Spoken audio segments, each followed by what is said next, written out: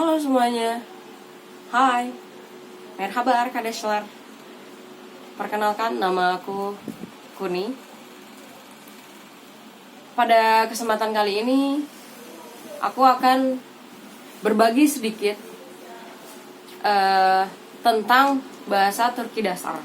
Kenapa sih tiba-tiba Kuni ini pengen banget membahas tentang bahasa Turki? Karena bagi si Kuni ini yang dia suka belajar bahasa, menurutnya bahasa Turki tidak hanya sekedar sebuah bahasa asing, akan tapi dia juga memiliki sejarah dan budaya yang sangat kental akan sejarah Islam.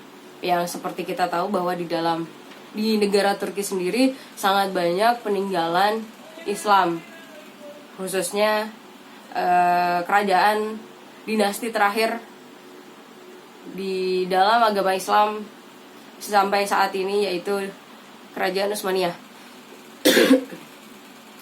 Jadi maka dari itu si Kuni ini sangat suka sekali dengan bahasa Turki.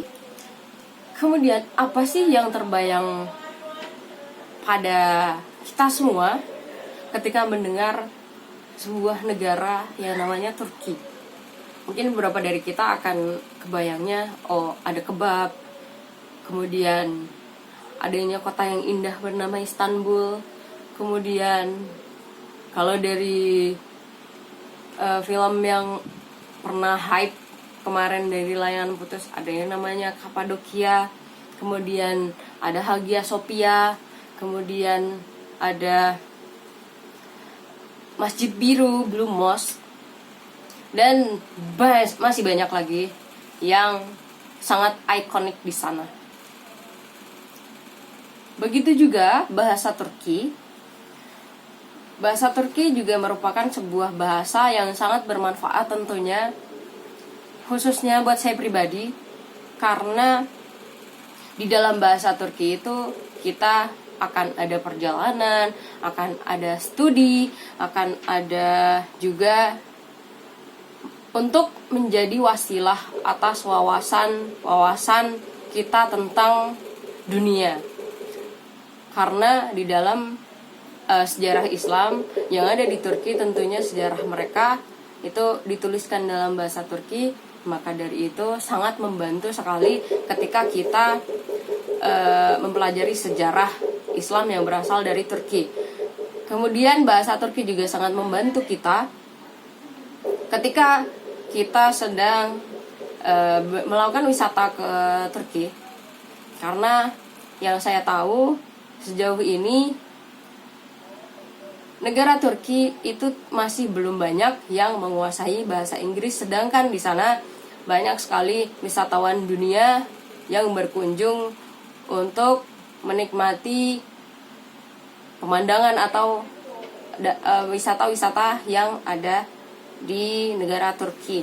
Maka dari itu bahasa Turki akan sangat membantu kita jika suatu saat nanti dinasibkan bisa berwisata, berkunjung ke negara tersebut. Tentunya dengan kita belajar bahasa asing seperti bahasa Turki, itu akan membuka pintu kita untuk mendapatkan kesempatan yang baru. Maka dari itu, check it out. Kita mulai bahasa Turki yang akan kita pelajari. Oke teman-teman, kali ini kita akan belajar materi bahasa Turki dasar. Judulnya adalah Merhaba. Di dalam pertemuan kali ini, di dalam video pertama ini, kita akan bahas 3 pokok materi yang akan kita pelajari bersama. Yang pertama, kita akan belajar alfabetnya dulu. Yang kedua, kita akan belajar tentang tanışma, yang artinya tentang sapaan atau perkenalan. Yang ketiga, kita nanti akan belajar cara membacanya. Dan kelimeler atau vocabulary yang ada di dalam bahasa Turki. Di dalam bahasa Turki, kita memiliki 29 alfabet yang terbagi menjadi 2, sebagaimana bahasa Indonesia, yaitu huruf vokal dan huruf konsonan.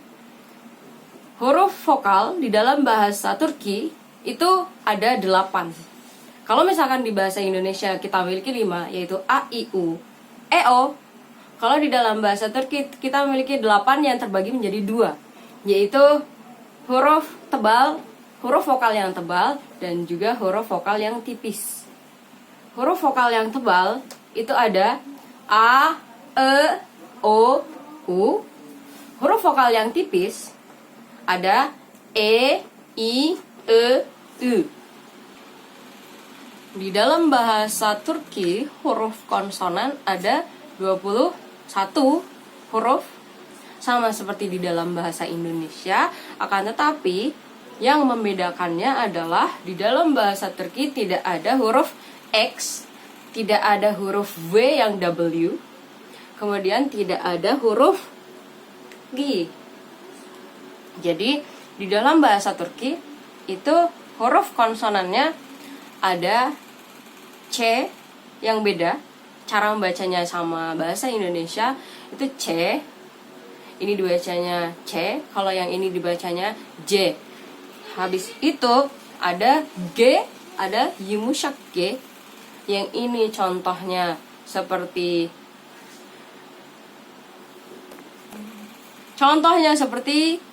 gül. Gül itu artinya mawar. Itu kita baca G. Kemudian ada yumuşak G yang dibacanya seperti huruf lain di dalam bahasa Arab. Itu dibacanya contohnya deyil. Itu tulisannya degil tapi kita bacanya deyil. Kemudian ada huruf J, yaitu J. Itu bacanya antara huruf J Indonesia sama huruf Y Indonesia digabung jadi satu, dibacanya J. Kemudian ada huruf V. V. Ini dibacanya W. V. Bukan W, tapi V. Oh iya, ada satu lagi huruf konsonan yang berbeda dengan bahasa Indonesia, yaitu ada C dan juga Sh. C biasa sama Sh yang ada buntutnya. Contohnya seperti shoes di dalam bahasa Inggris. Itu dibacanya shin. Shinnya bahasa Arab juga bisa. Jadi kita ulang huruf-huruf yang ada di bahasa Turki. Tadi sudah kita bilang ada 29. A, B, J, C, D, E, F, G, yumuşak G, H, E, I, J, K, L, M, N, O, E, P, R, S, Ş, T, U, U, V, Y, Z. Oke, sampai sini bisa dipahami teman-teman semua. Selanjutnya kita ke materi berikutnya, yaitu cara membaca dari huruf-huruf yang sudah kita pelajari tadi. Akan tapi di sini sepertinya tidak akan saya kasih contoh semua dari ke 29 huruf yang sudah kita pelajari tadi. Saya akan memberikan beberapa contoh yang sekiranya cara membacanya berbeda dengan bahasa Indonesia. Oke, kita kasih contoh yang pertama. Ada bawul.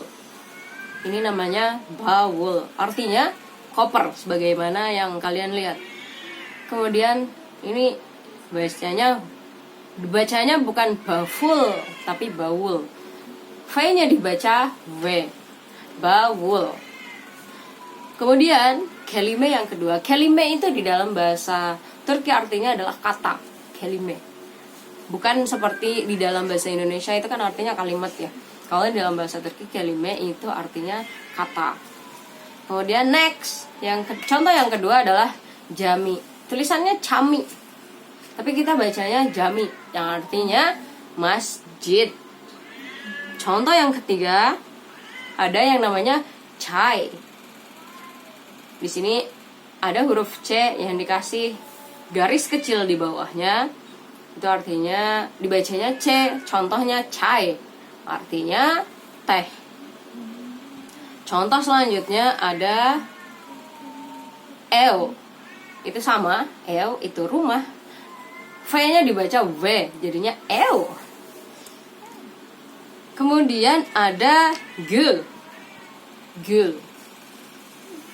Gul itu artinya bunga mawar. Ini bacanya bukan gul, tapi gul. U-nya kita baca tipis. Jadi huruf vokal yang dia merupakan salah satu huruf vokal yang tipis. Gul. Tapi dia juga memiliki arti lain, yaitu senyum. Gulmek dalam kata kerja dia artinya senyum, akan tapi dalam kata benda dia artinya bunga mawar. Kemudian contoh yang selanjutnya ada yang namanya hale. Di sini ada huruf i yang tanpa titik dibacanya e. Hale. Kemudian contoh yang lain ada injir. Injir ini buah tin. Di sini huruf C-nya kita baca J, yaitu injir. Kemudian ada juga contohnya ini jilet. Jilet apa di dalam bahasa Indonesia ini jilet merek sebenarnya, tapi di dalam bahasa Turki juga ada jilet. Tapi J di sini dibacanya antara huruf J bahasa Indonesia sama Y. J. Jilet. Kemudian ada juga öğretmen. Öğretmen artinya guru. Di sini ada huruf O yang memiliki 2 titik.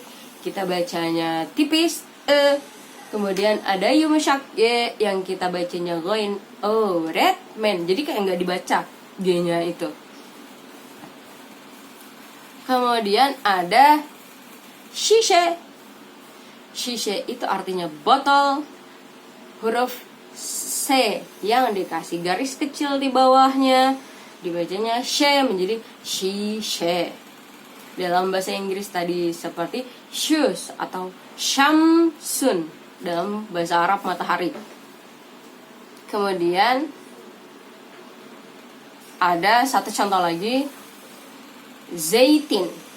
Sama seperti bahasa Arab, bahasa Indonesia juga zaitun. Di dalam bahasa Turki karena dia juga serapan dari bahasa Arab, itu zaitin.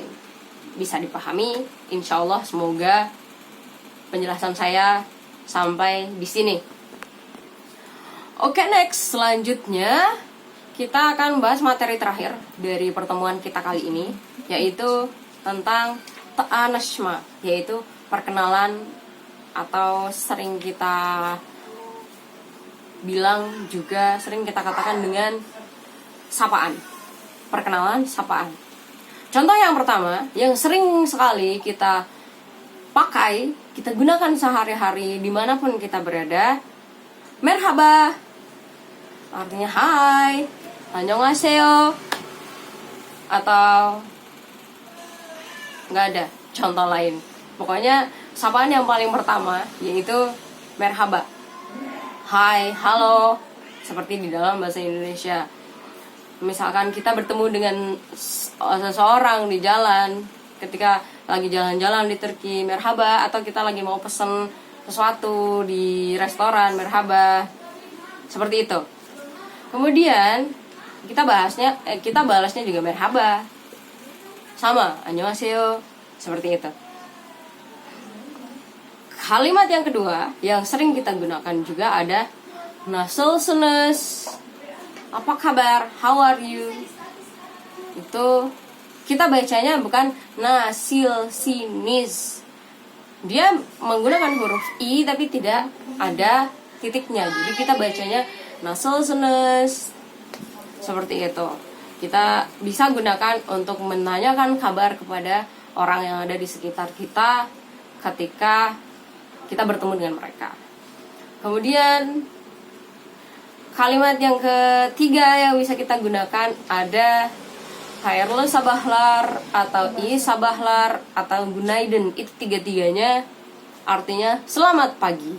Selanjutnya kita memiliki hayırlı akşamlar atau iyi akşamlar yang artinya selamat sore. Akşam aksham itu artinya sore atau malam. Sebenarnya bisa juga gejele. Geje itu juga malam, tapi malam yang sangat malam. Sebagaimana misal kita menggunakan kata kalimat ini di dalam bahasa Inggris seperti good evening, kita bisa pakai sampai malam, tapi ketika menjelang tidur yang sangat malam kita pakainya good night.